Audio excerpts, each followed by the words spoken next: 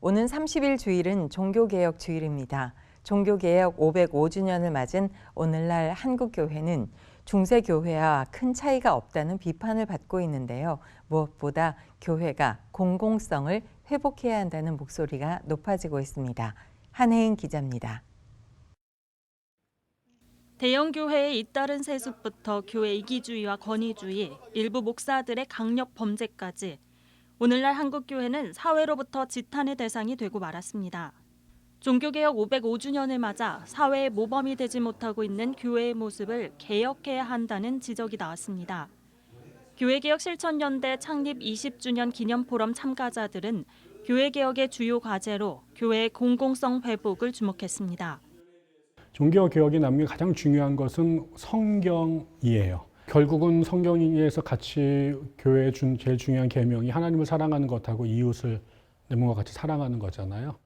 한국교회가 종교개혁 기념주의를 맞이하면서 초창기 선교사님들이 보여주셨던 것처럼 사회의 소리에 귀를 기울이고 한국교회가 반성해야 할 점으로 공공성 회복을 강조하는 목소리는 여러 조사에서 나타나고 있습니다.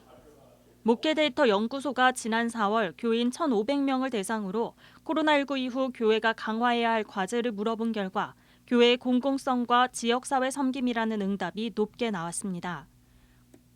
코로나19로 현장 예배가 중단된 상황에서 예배 회복이 중요하다는 응답이 가장 높았는데 교회의 공공성과 지역사회 섬김이라는 응답 또한 비슷한 수치로 2위를 차지해 주목됐습니다. 예장합동총회가 지난 2020년 교인 1,000명을 대상으로 진행한 설문조사에서도 코로나19 이후 교회의 역할을 묻는 질문에 80.2%가 교회의 공공성을 강화해야 한다고 답했습니다. 교회에 대한 사회적 신뢰도 감소 현상은 오랫동안 심화돼 왔지만 코로나19 이후 더욱 심각해진 상황입니다. 한국교회가 무너진 신뢰를 회복하기 위한 과제로 공공성 회복이 강조되는 가운데 이를 위해서는 교회를 개인의 것으로 여기는 인식에서 벗어나 공교회성을 회복해야 한다는 지적도 나옵니다. 사회에서는 교회를 자기 것이 아니 개인의 것이 아니라 사회의 것이라고 생각합니다. 교회 문제 전체가 교회 전체의 문제라고 인식하는 사회의 인식 차이가 많습니다. 시대의 변화와 함께 교회가 이런 의제와 이런 정책을 갖도록 하는 것도 개혁이 아닌가 하는 거죠.